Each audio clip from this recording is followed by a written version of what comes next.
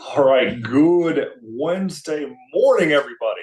Brandon here with the mental marketer, Mr. Mark Douglas, and Miss Alana Morales, who is getting a little bit of dental work, but she wasn't going to miss today because we are getting into some fantastic material today. We're switching up a little bit from Russell Brunson and the digital side of marketing, and we're getting to more of the physical side of selling with your man, the man, everybody's uncle, Mr. Grant Cardone. And over the next couple of weeks, we will be going through the book that got me down this rabbit hole of sales, closing, and marketing back in 2019 when I was struggling to sell cancer insurance door to door. The system process was great. I had some great closes, but they were just too repetitive, so I needed a little bit more help. So I found this book after doing a Google search on closing called The Closer's Survival Guide. Okay? Yeah. And this book just woke me up. Ended up falling down Grant's rabbit hole of just sales and being a better salesperson and just being a better person in life overall, because it led to the 10X rule, and then it led to GrowthCon when I went to Vegas before the pandemic happened. And then ever since then, it's just been learn, and sell. So I'm super excited to kind of bring a little bit of my GC knowledge in. Laura's going to bring her GC knowledge in, and with Mark and his marketing side, it's going to tie everything together on how we can adapt and use all the principles together synergistically and start getting more deals done. Awesome. I'm excited about this book. Looks like we're gonna have most of the conversation because Laura's looks like she's a little busy up there, but if I could say she wasn't gonna miss practice even if she was on the moon, right? There we go. We got our hands up. Yeah. So I'm okay, I'm glad that's a great story to hear. This is going to be my introduction to Grant. Also, I have not been an avid listener of Grant, but when selecting this book, which is our next book to go into this pitch practice, I thought I really want to get in some practice. I really want us as us three, we're sales. We sell. And even though we market, we sell too. And he even mentions in this first chapter in the book that nothing happens until that closed transaction happens. That's what really happens. You can sell all day, but nothing happens until you close. That's when there's an exchange of value that's made. And I'm hoping that with this new book, Closer's Handbook, that we're going to become masters at the art of closing and negotiating the deals. And we're going to not just read the concepts in this book, but practice them from week to week. From week to week, as we go through our normal everyday negotiating, closing, speaking with customers, that we're thinking and we have these closes in our mind, whether it's closing, it's closing our kids, closing our boyfriends, closing our girlfriends, closing our customers. We're closing the deals. Mark, the biggest person you'll ever close is yourself. Yes. I'm glad you're all right, Laura. Come on. Tell us your thoughts about the book while your mouth is still not completely numb. Well, Brandon and I put this call together. Don't make fun of me if I drool, okay? Brandon and I put this together like 2 years ago, and we've done it consistently. Brandon, I don't think we've missed a single time in 2 years. I can't recall a time that we missed a time. So it goes with like closing ourselves every single week and like doing this consistently has built a habit of being closers. So the best closing you'll ever do is closing yourself, right? It's every single book and every single theme of everything Grant says. So I'm thankful now you chose a Grant book because, you know, more than anything, yes, we're sales people, but we don't want to just say we're sales people. We want to say we're closers. We close the deal because nothing happens until we actually show up, until we actually transact, until we actually get the ink on paper. Inky Morales. Absolutely, absolutely. So we got a chance to go through first few chapters so far, right? Yeah. So we got through the introduction and the goal of the book and the and just kind of dipping the toe in on what the end game of any deal is. And as Laura has so eloquently put, I mean, the end deal is the close.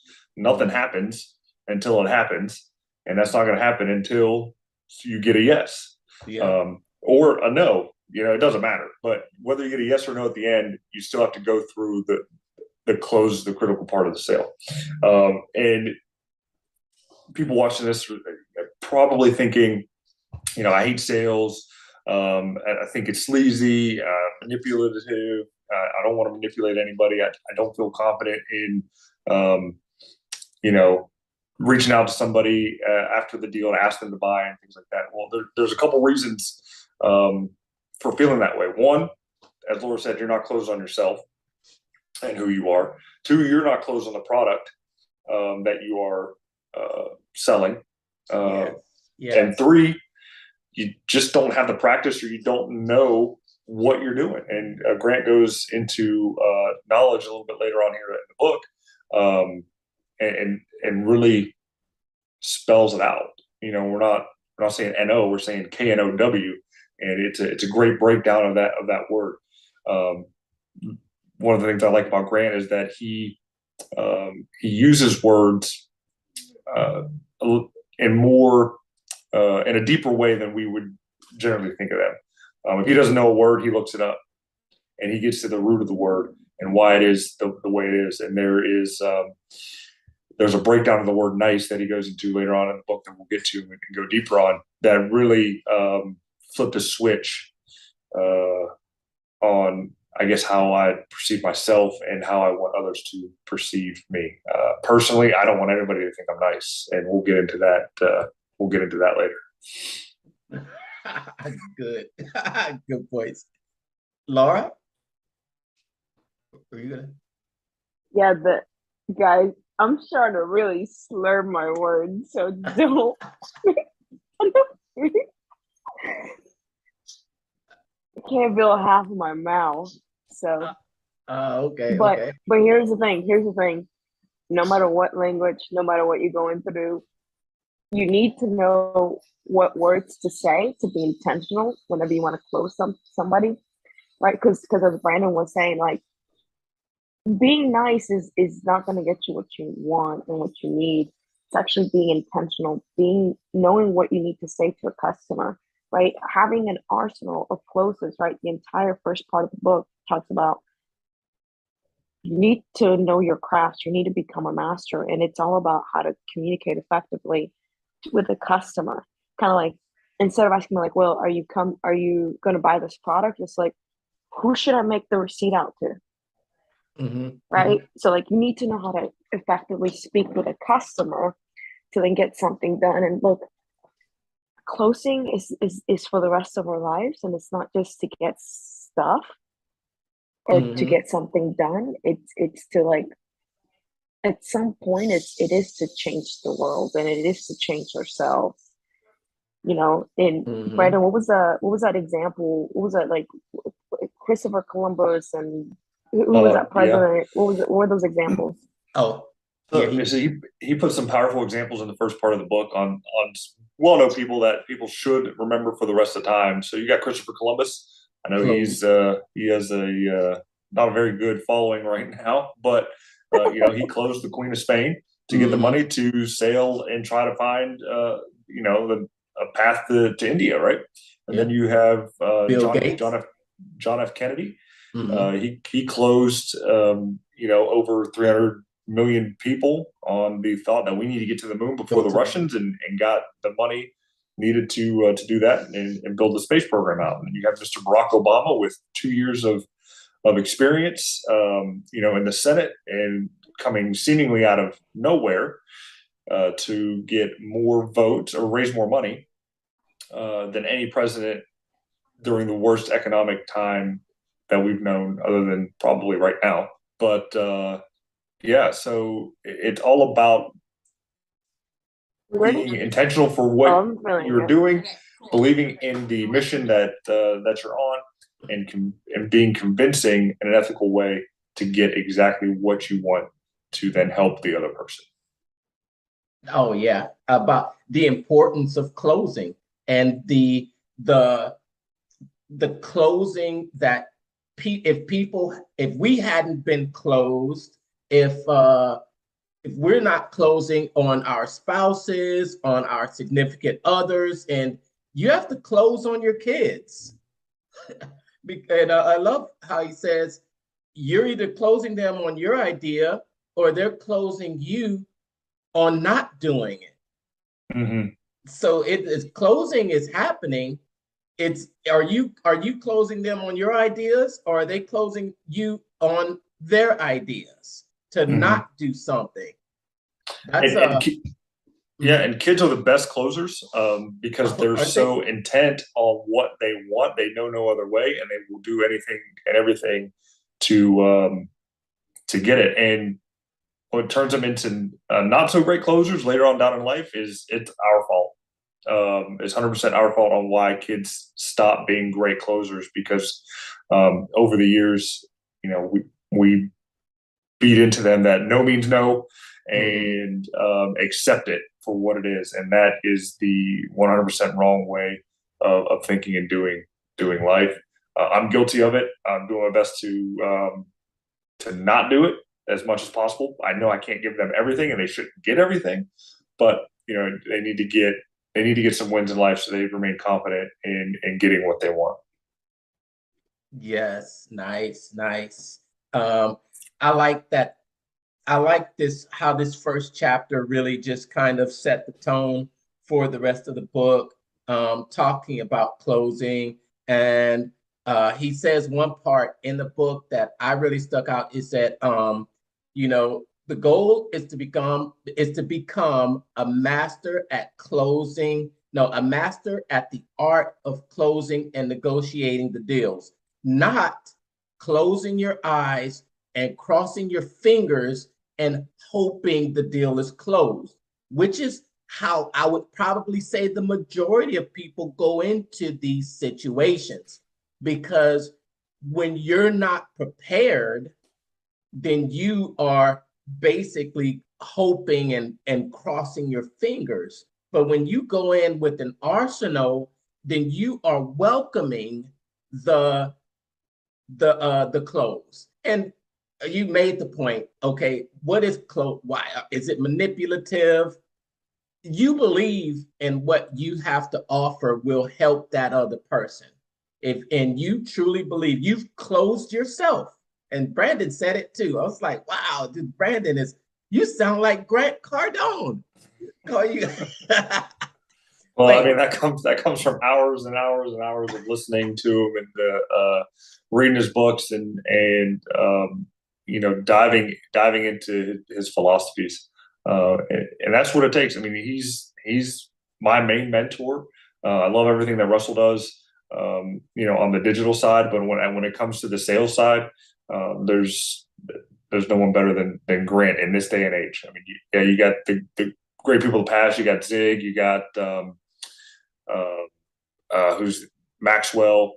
They're great systems as well, but I resonated more with Mr. Cardone. I think that Grant Cardone is more in your face. Russell Brunson isn't an in your face type of communicator, but Grant Cardone is what I like is what I've seen from him is that he wants you to take personal responsibility. He wants you to realize that, if you are not getting these results, that is you. It is you. And you want to blame it on all the other stuff. Well, I'm getting a bad deal. Well, my customers just don't have money. Well, my customers this. Or I've been put in a situation. Well, if you can accept responsibility, then you have the ability to change it. You have the ability to take action. So I'm super excited about this book. Thanks for closing me on this book, guys. It's a great book. I mean, I've used it. It's dog-eared. The covers got bent from me throwing it into the bags and taking it out on trips, things like that. When I'm feeling the itch to relearn everything that I've already learned. So it's a fantastic book. Recommend getting it. It fell into the free plus shipping funnel model. So to bring it back to the marketing side on how it came to be, the whole deal. Like I said, you Google the close it, how to close, and then of course Facebook, and you see an ad that says, need to learn how to close. We'll get the closer survival guide. Click the link, free plus shipping, free book, $10 to get it. So I got the book, got the audio book, got the digital version of it. So no matter where I'm at and what I have going on, I can pull it out on the phone. I can, pop the audio in or flip through the pages and do the exercise on paper. So that's my recommendation for anybody learning anything is to buy it 3 different ways. That way you don't have an excuse not to be able to get the information in some way or another. So get the physical copy, get the digital copy. Don't be broke, and don't act broke, and get the audio, because the audio and the video together will be able to hear it, understand the inflection points of the close, and then be able to see it visually, to then for it all to mash together. By all means, get it so you can practice with us, because we will be practicing the closes throughout our reading and going through this book. So if you get the book, feel free and practice with us. Yep. Go ahead. So I got a sales story here. I don't know how much time we got left, but I think I can get it in. We've got time. Okay. So I went to a fair the other week. Wife's family, they have dairy cattle, so they're doing all these dairy shows. So I went to a fair and walked by a booth, and they had a Yeti cooler giveaway and some other type of giveaway, and it's like, yeah, sure, I'll fill out the slip to get called on later for you to sell me something, because I knew I wasn't going to win the cooler, right? And so I fill it out, and then about 3 or 4 days later, I get a call, which is good. I expected it, because if I didn't get a call within at least 3 or 4 days, then they weren't doing something right themselves. And it was for a home alarm safety kit for fire safety or whatever. And so they called me up and said, hey, we got this free emergency kit for you if you let this person come down and pitch you on and tell you about fire safety. I was like, yeah, sure, whatever. Come on down. And they wanted both me and my wife there. They didn't want to do a one-legged presentation. So keep that in mind if you're doing door-to-door sales. Never do a one-legged presentation, okay? That gives them a reason to say, I need to talk to my wife or my spouse. Exactly. You want to eliminate that 100% right up front. So absolutely. First time I had to cancel. Second time I was like, screw it. I know what they're there to do. And, regardless if my wife is there or not, I'm going to be the one to say yes or no at the end. And it's not a chauvinistic thing. It's just I'm the guy. I make decisions. I don't mean I'm the guy, but I'm the main decision maker, regardless of that, even though I do talk to the wife. So don't think I'm a jerk, right? But so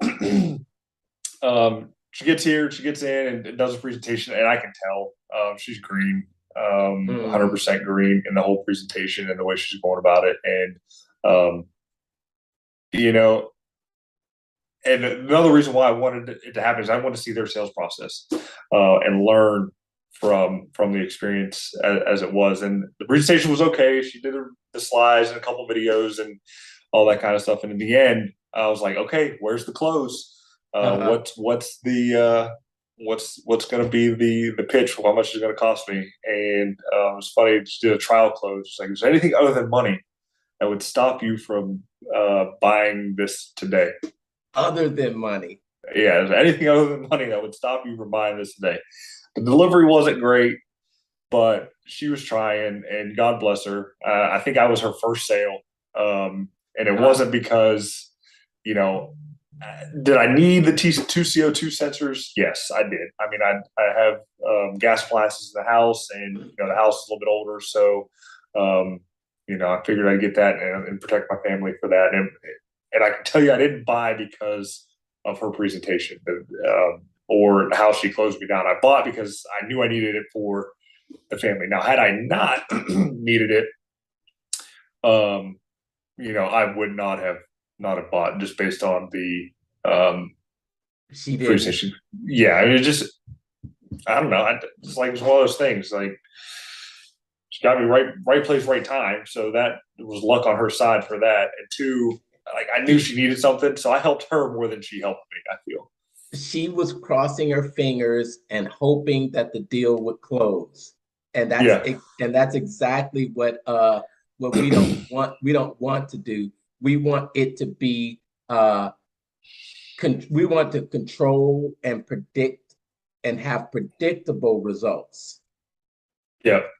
And I didn't give her the best environment to do the presentation in any way. I mean, we're in the front room. I didn't have a coffee table in the front room for her to really set anything on because I just thought it would just be a general conversation and not a whole presentation type deal. But, you know, usually it's supposed to be a kitchen table type sale.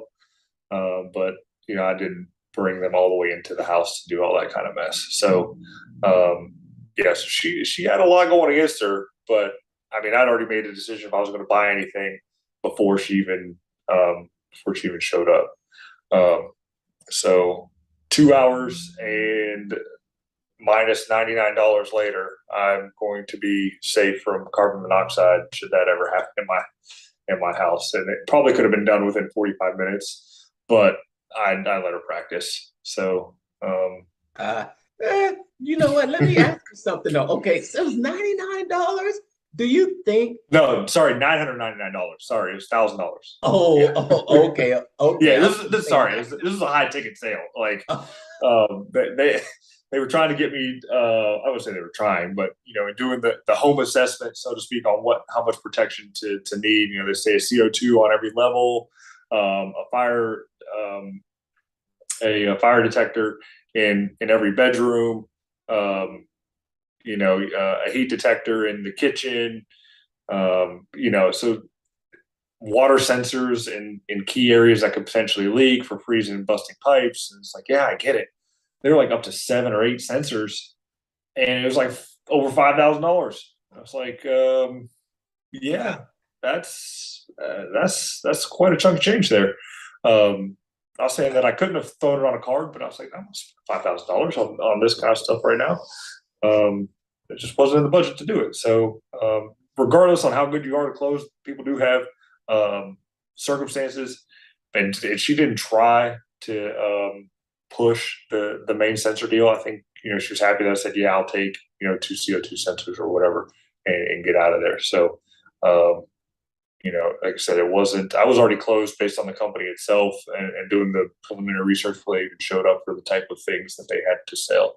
So that's another key nugget to take there for your business, because even after you know you make yourself a lead to or even after you get the lead in, they take your initial offering. You know, the offering was a chance to win a free cooler, and you call them up, say, hey, you know, got this going on. People are going to go look your company up, and that right there can soften the deal for your salesperson to get an easier close, because they will close, your client will close themselves before a sales presentation even happens.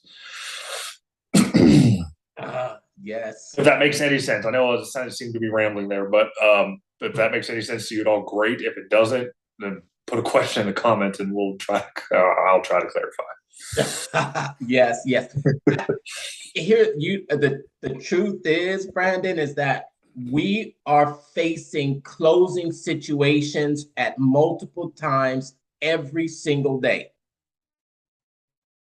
Yeah, absolutely, every day, from TV commercials to, the wife wanting you to go to the grocery and pick up something there, to your boss telling you to get this report done by tomorrow, or else, or you going to your boss and saying, hey boss, if you want it done by tomorrow, I need $1,000 more a month in a raise. Then that those types of exchanges there are many closes throughout the day, and if you don't know how to properly communicate and have the proper inflections and know the exact words when you get the initial no,